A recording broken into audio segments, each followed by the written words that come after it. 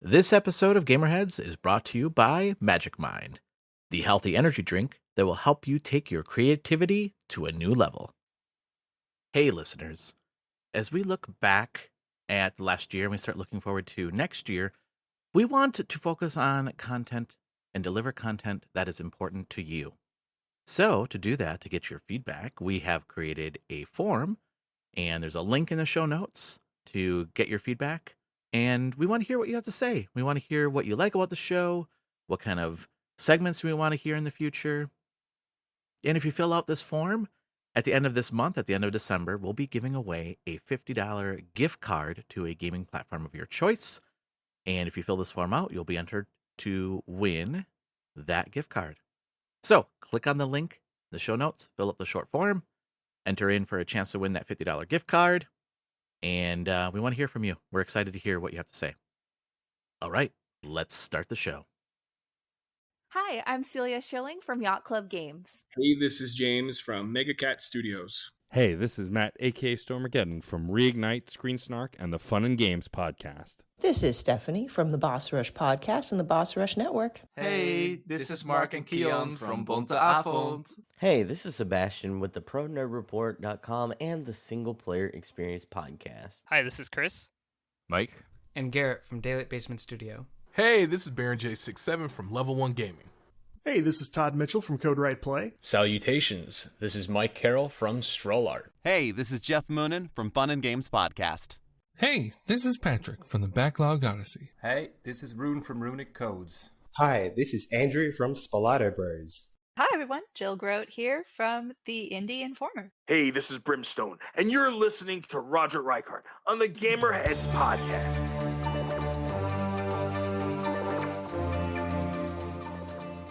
And welcome to another episode of the Gamerheads Podcast. My name is Roger. This week, I have a very special guest. I have Greg Caldwell. He is the lead producer and development of the game Full Quiet from Retrotainment.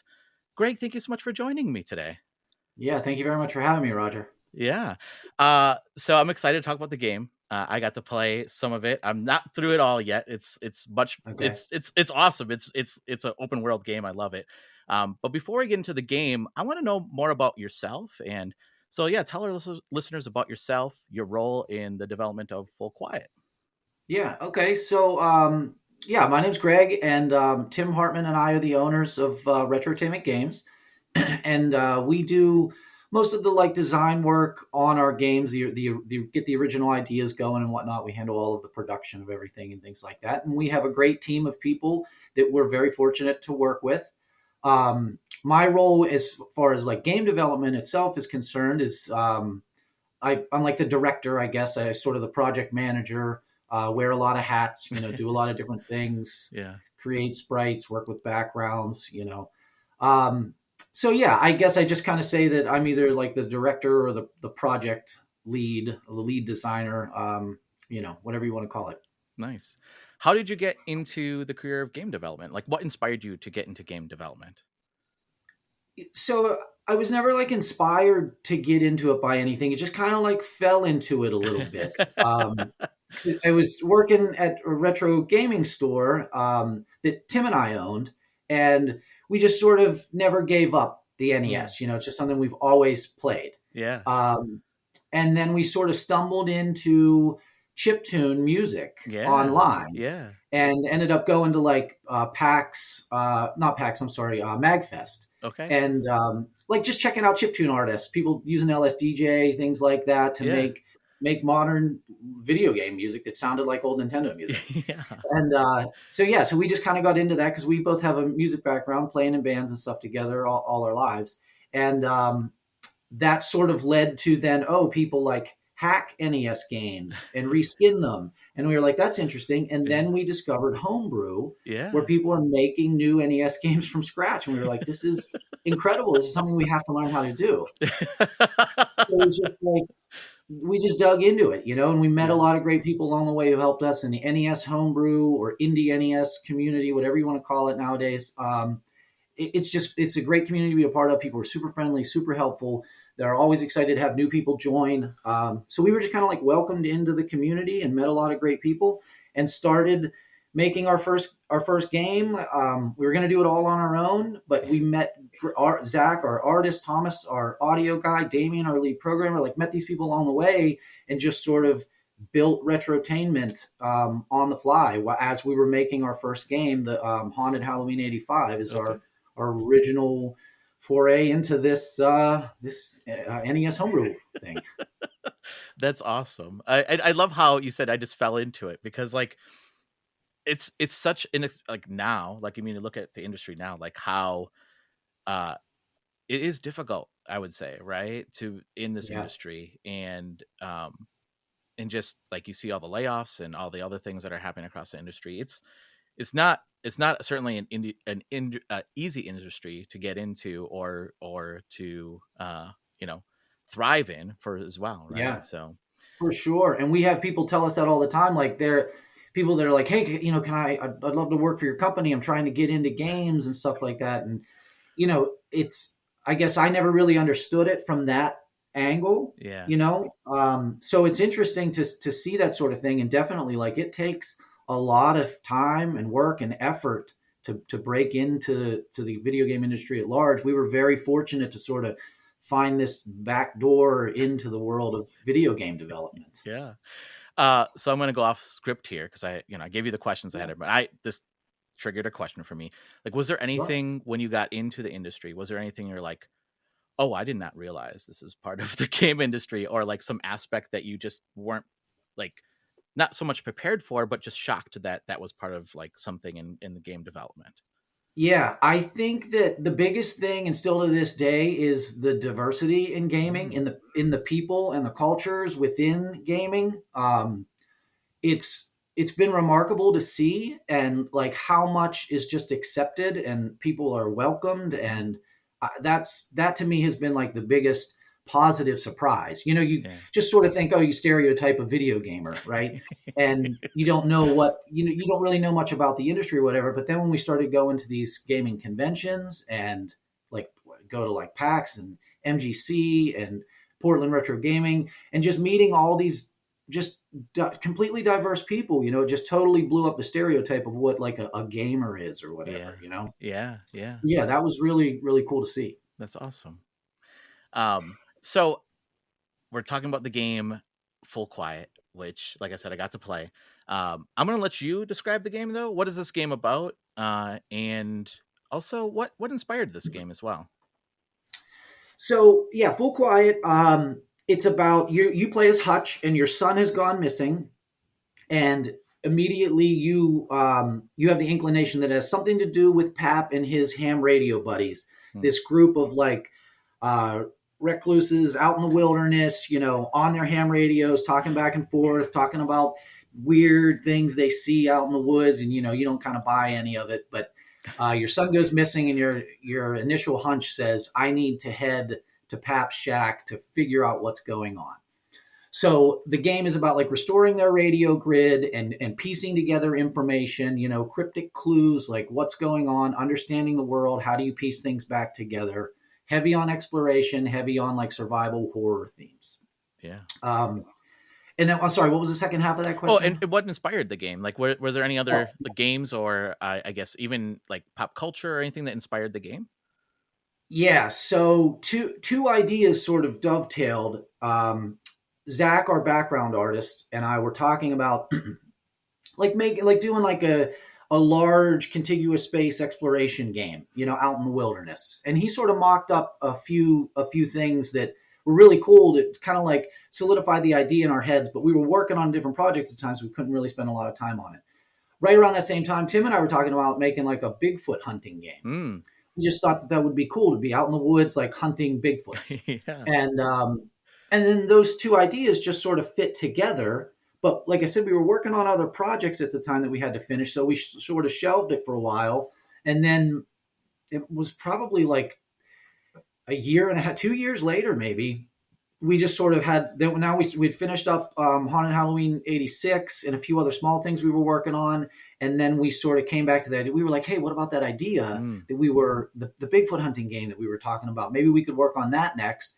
And we sat down with the rest of the team and sort of went over the thoughts that we had put together up till then. And it was like, yeah, okay, now's the time to sort of pull the trigger on it. Yeah, that's awesome. Yeah. The one thing that I love about this game is that it's all retro inspired, right? Like retro art and such. But I did get scared of this game. Like I wouldn't say like there's jump scares, but it's intense, right? There's like intense moments, and there's, just right from the beginning, there's intense moments.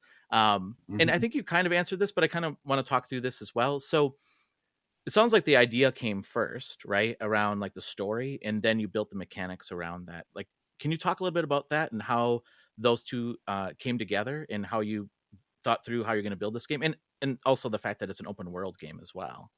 Yeah. So we knew we wanted to make it open world from the beginning. We wanted it to be heavy on exploration. And we just sort of started piecing things together. We didn't really have any lore. And like I said, initially we were thinking, okay, we're going to go hunt Bigfoots. Yeah. We were actually calling the game The Woodsman, was like the working title for it, because that was like some guy out in the woods. And it was also like some weird, we saw in some Bigfoot lore site that some people call Bigfoot the Woodsman, something like that. That was very early on, and we just sort of were throwing around that name. But then we realized, like, okay, we're not going to be able to fill this world with enough different things, different enemies. Like, there's only so much you can do with Bigfoot, right? And so we started looking up other cryptids, and there was some other things that we were sort of toying around with, but then we said, no, screw it. Let's just create our own lore from scratch. Then we just started prototyping characters. And, I just started making a few things and sent it off to like Thomas, Zach, Tim, and just was like, what do you guys think of some of this stuff? And they'd give me feedback, and we just sort of build it piece by piece. And then it was like, okay, now we had like several characters, and it was like, now I got to come up with the actual lore behind all of this stuff. Sat down over like 2 nights and just started typing out on a Word document, like making up names for things, making up like backstories for all of these things, which was a lot of fun. Something I had never done before. So that was really cool to kind of get to do that thing, that sort of thing, So so we just sort of like pieced things together, like I said, and then we sort of pulled the trigger on it. We threw together the Kickstarter, and it was like, okay, now let's do this thing. Let's bring it to life. And it was crazy, I guess, to try to like, maybe we just sort of had rose-colored glasses or something on, but we were like, yeah, we can pull off an open world NES game, survival horror style, no problem.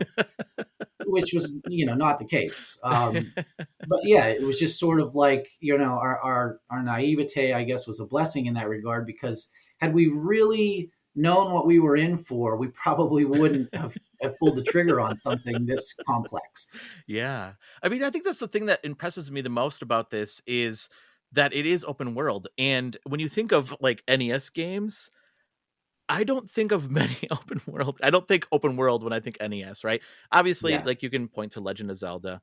Some of the things that I will say, like when I was playing this, it took me back to playing like Metal Gear on NES, like the original Metal Gear. Yeah. Cool. Yeah, but like the fact that an open world game on the NES, right, just doesn't really exist.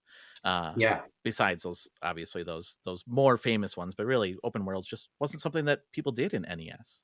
Yeah, and that was something that we really stuck to that from the beginning. We knew it was going to be an open world game, which added so many more difficulties than we anticipated. But basically, like the biggest thing with that is that you can't control how people are going to experience the game. Yeah. You can't hand things to them piecemeal in a way that's going to be consistent across all players, because everybody approaches the game differently. So when we were designing things, we constantly had in the back of our head, like, okay, there's multiple types of players, and since we're not going to tell people much about the game, they're going to all approach it in different manners. So we have to keep in mind, okay, somebody who's going to be like super aggressive and approach the game more like a run and gun sort of thing. How are things going to play out for that type of player? Somebody who's super meticulous, super detail oriented, they're going to find the clues and the details and piece things together earlier than the other type of player. So how is the game going to unlock for that type of player? And we had to make sure we were giving enough information along the way, enough clues that the game could be unlocked by wherever you fell on that spectrum. Interesting. Yeah, that's fascinating. The other thing too that I love about is the art, because it's retro inspired, obviously. Was there any significant challenges or unexpected hurdles that you faced with development, especially going the retro inspired look and feel to it? Yeah, lots. So like retro inspired, I guess it's, the art, the game that is on Xbox and on Switch is exactly the same as what's on cartridge. So there's no cheating. It's actual NES backgrounds, everything that's in there has to be able to function on a cartridge. So we can't cheat. We can't cut corners in any way. We can't just add extra colors or change the palette. There's none of that. Yeah. So everything that you see there is like, to the NES specs. And that basically limited a lot of the things that we could do to try to come up with diverse, a swamp and a forest and cliffs. And it's like, you got to try to come up with all of that and make it sort of look realistic, but do it within the confines of a 512K ROM. Yeah. So basically like a minuscule amount of space. And that was one of the most massive challenges for sure, was putting the world together, building it out large enough so that everything was going to play out, like the timing of the day-night cycle. So, okay, how far do things need to be? Like, how long does it need to be?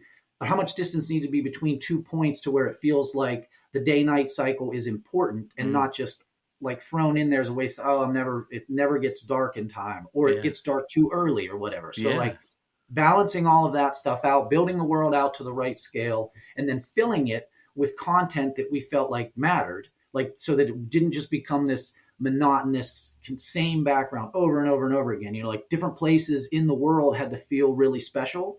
And some places in the world just had to be more like transient spaces, but still something there. And then when there's a clue we had to put in there, like where does that clue fit specifically in the background? Where can we hide it where it's kind of there, but where if you just are running past, you'll miss it the first time, but then you'll see it when you go back the other way. So stuff like that. Yeah. Was there any challenge then, like when you were developing it and then testing it on the NES? Like, was there challenges of like, oh man, we have to like bring down the processing or something, right? Or even the rendering or anything that to make this game work on an NES cartridge? Was there any of that as challenges with that as well? Definitely some like programming things that are probably too technical to get into. And our programmer Damien, he would be much better at explaining a lot of those things for like a more technical audience. So anybody that's interested in that sort of technical stuff can get on like the NES Dev forum, NES Dev Discord, and really dig into that sort of stuff. But to keep it sort of on a more generic level, I guess it's more of the difficulties of making the world fit. And like one of the things that we use is called quad tree compression. So basically, like a tile on the NES is 8 pixels by 8 pixels. But if we built things out in larger meta tiles, 16 by 16, 32 by 32, or 64 by 64 meta tiles, we could compress that a lot more efficiently and build out a much bigger space using less tiles and less unique tiles. Yeah. So that was something that we had to learn how to do. He had to figure out how to do. Like Damien, the programmer, had to know how to do that in 6502 assembly language. Like, how do you code that out? And then Zach, the background artist, had to learn for the first time, like, okay, how do I build meta tiles now that makes sense, where I'm using the same 64 by 64 block and repeating it, but again, not making the background look just boring and monotonous. Yeah. So that was one of the major like challenges, was fitting all of that into the 512K, because there's no other, you couldn't just say, oh, just give us 32 more K. Like, that's just not an option, Yeah. There's no other board that we had available to us that would have even been like, technically, you could jump up to like a 1 meg ROM. Yeah. But that hardware is not out there, at least not that we know of. Yeah. And testing that, the emulators, I don't even know that the emulators we were using would be able to run that. So again, that was like, there's a hard cap that you're up against, and there's no way around that sort of thing. So like Thomas even went back through, Thomas, the audio guy, he went back through and rewrote all of the music just to free up like 16K, because initially we had 32K allotted for music. Yeah. And we were just running out of room for the backgrounds. And he was like, I think I could just make my instruments a little different and just redo the music. And he did it. And it was just like, damn, dude, like, how did you just do that? Yeah. You know? So that's the sort of stuff you have to be able to do Yeah. when you're working on an NES game is make compromises like that, make sacrifices, you know? Yeah. I mean, it really makes you appreciate more of like the game development when back then, right? When like they didn't have the tools that we have now, right? Or the current tools. Certainly it makes you appreciate more of a lot of the retro games that were out, or games that were new then, but retro now, right? Yeah. So, I mean, I've never had I'm sure they had dev kits of some sort, but you see a lot of the stuff back in the day, everything is like drawn on graph paper. Yeah. Because that was the easiest way to sort of represent what tiles were like, or what working with pixel art was like, that you didn't have all these pixel editing programs. Yeah. Yeah. Were there any innovative or unique technical features implemented in the game that you've never tried before? So that quad tree compression thing is definitely one of those for sure. So several things like that. Like this is the first game where our previous two games, Haunted Halloween 85 and 86, were just left to right side scrollers. There was no going back. And so we could use up to 512 unique 8x8 tiles within a level. And on this game, since you had to be able to go backwards, that got cut in half to 256. So that was one of the major hurdles that Zach had to figure out. He was used to working with basically twice as many unique tiles to build out a background. And with cutting that in half on top of having to use meta tiles, like that just made the process remarkably more difficult than we had anticipated. So we also had things like switches in the game, where like you open a door or a gate or something like that.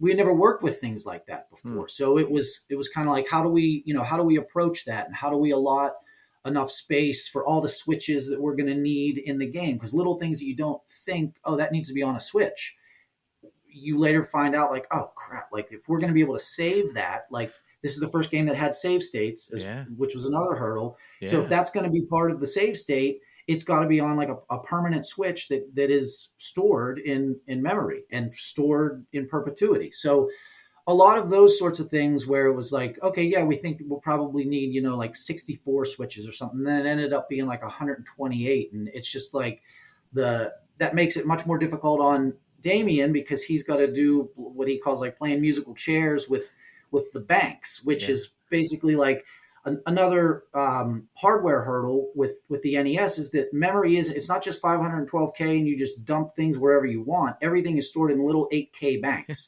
So once you start getting up against the top of an 8K bank, you might have, half a K left or something like that. That's wasted space if you don't fill it somehow. So when you create something down the road, you squeeze it into that little spot up at the top of that bank. But then if you overflow that at all, now you've got to play musical chairs.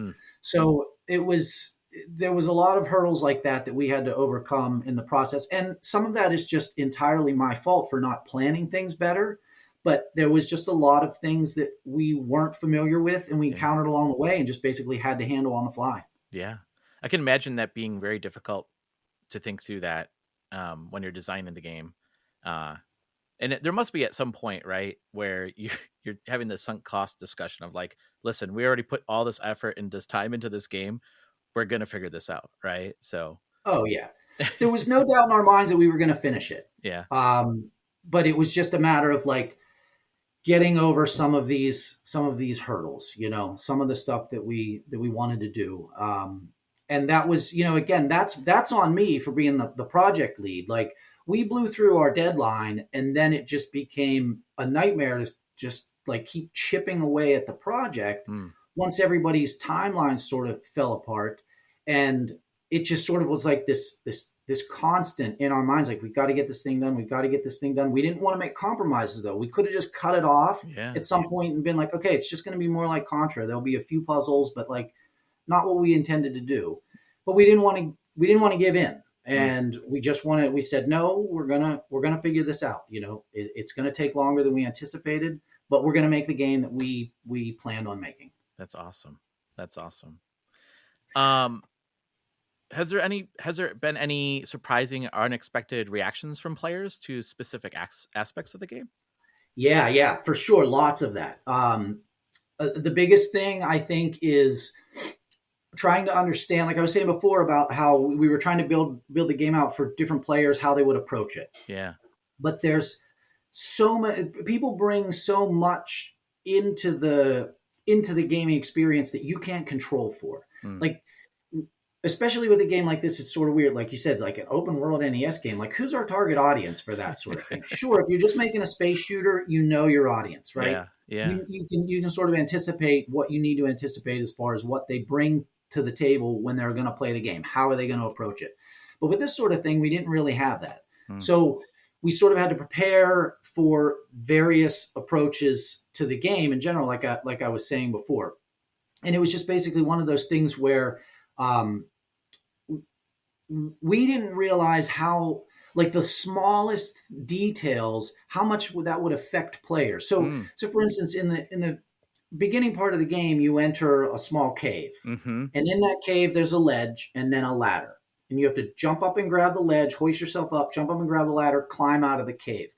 So much information is being conveyed to the player in that little moment because it's very early in the game, and we're trying to sort of teach them, but not hold their hand. Yeah. So that some people were like completely put off by that. They were like, "This is a total failure in development because you didn't teach me that I had to grab that ledge and like how to grab that ledge, jump and hold up and then grab it and then press up again to hoist up."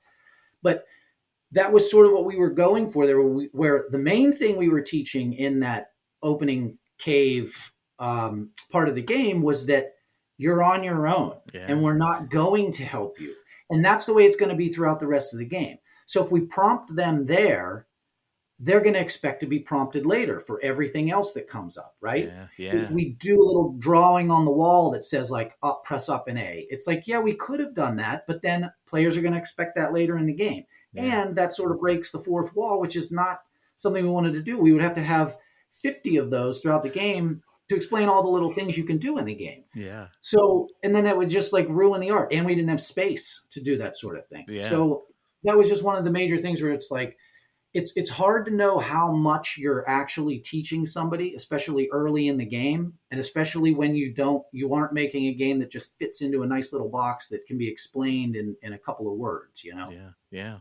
I find that fascinating because I think that is really, as you talk through that, I think that's one of the aspects of the game that makes it scary, is that you are on your own, right? Yeah. And the little tips that you get are, don't be out at night, find shelter, right? And then that just adds to the what is going to happen, right? And this is the survival part. So yeah, that's fascinating. And it's interesting too, like what you said about even that jump part.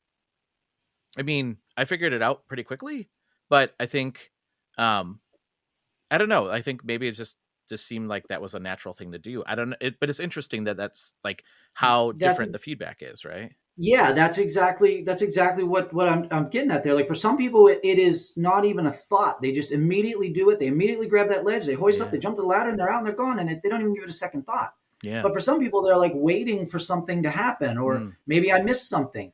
But that is exactly what we wanted, were for them to say, maybe I missed something. I should backtrack. Yeah. Maybe there's something else going on. Maybe I need to find a switch. Maybe I need to wait for a timer. Maybe like just the player having those thoughts, it was the purpose of that. Yeah. And so now they carry that mentality of like, I need to think about things. I need to try things in order to get through the game, because that's what it takes. You've got to try things. You've got to sit down and think, well, what could possibly be going on here? Maybe I did miss something. And then if you backtrack, it's not just a waste of time, because I guarantee you're going to find other things that you missed along the way. So it's the new things are going to open up. And it's just sort of that, like that internal dialogue that the player has to have with themselves to figure this kind of game out. Yeah. Yeah. True to the survival aspect of the game. Yeah, exactly. That's I should have said that. That's exactly what it is. That's why that's how we made it feel like a survival horror game without having a bunch of zombies, without making Resident Evil or whatever. Yeah, exactly. Yeah. What did you learn about yourself in the development of the process, and are there any lessons or insights that you give to others? Yeah, I like this question. Not something that I had thought about until the game was done and shipped. But basically, like what I was alluding to before, being the project manager, like the deadline is so important to hit. And I know it's a common thing in video games, and people bring up the quote about like a late game or a game that ships early is bad forever. I forget how it even goes. I tried to put it out of my mind, but you basically like finish the game, do it right, because then it's right in perpetuity. And I 100% respect that, and I 100% agree with that. But deadlines are extremely important, and especially when you're working as a team, and everybody sort of has, like, we had basically a little over a year carved out of our lives to build this thing. And when that deadline is over, everything that you've been holding at bay from the real world just comes crashing in. And that was the biggest like issue. And I didn't handle that well, because I should have either had more time allotted to do this, or had a contingency plan in place for like, okay, well, if we can't meet these deadlines, what can we do? And just sort of didn't have that stuff ready to go. So like the project that we did after that for Garbage Pail Kids, we had contingency plans in place for many, many things. We were prepared as a team. How do we work better as a team? Where are our inefficiencies? Where do things bottleneck? So we learned a ton about ourselves personally, a ton about our team, and just feel like, okay, that was a rough experience, that we really struggled with Full Quiet. But we persevered, and we got through it, and we made the game that we wanted to make, and we're proud of that. And that's something that, we can sort of hang our hats on. Yeah. And I think that's like the definition of like growth, right? Obviously, and adapting and changing and learning from previous projects. So that's awesome. For sure. Yeah, that's exactly what it was. That was the personal, professional team growth that we sort of needed. And now we all feel much better about ourselves personally and as a team, going forward. Yeah. So where can people play this game? I know it's on the Switch, Xbox, Steam as well. Yep, Steam. Okay. And of course, the NES. Yes, that's the coolest part. Like, I love the fact that. So how can people get the cart of the game? Can you still get the cart? Yeah, retrotainmentgames.com is our website. Okay. And you can pick up cartridges there. We still have a few of the limited edition left. We did like the silver, like the gold-plated Zelda. Yeah. We have that, but in silver. And that's sort of like the limited edition with its own unique box art. So that sort of has like a special feel to it. We have some of those available still. And then we have our like radio green version. That's the standard version. Both, they can be ordered from the website. Nice. And how can people follow you on social media? Do you have like a Twitter or handle or anything? Yeah, Retrotainment HQ on Twitter. Instagram and Facebook, I think, are just Retrotainment Games. Not hard to find us online. Those are the main ones we use. I think Tim started doing TikTok, but I don't know the handle for that yet. So maybe you can reach out to him or put this stuff in the little liner notes or whatever. Obviously, the social media isn't my side of things, so I don't follow that stuff well. Perfect. Well, Greg, it was awesome having you on the show, and I can't wait for people to hear this interview. And once you listen to the interview, go play the game. It's so amazing how you made this open world game and just made it, with the retro inspired graphics, and how scary it still is and how intense it is. I think that to me is just such an amazing feat, and you guys did a fantastic job with this game. Well, I can't thank you enough, Roger, for having me on and for saying nice things about the game. I know it's difficult. I know it's challenging, but I feel like if people just sort of take a little nibble at it, you'll know, like, is this the sort of thing I want to really bite into? And once you do, if it's your thing, then, hopefully it gives you a good experience and something that, that stays with you. Yeah. Well, thanks again, and keep in touch. And I would love to have you back on the show with future projects as well. Absolutely. Thank you so much, Roger.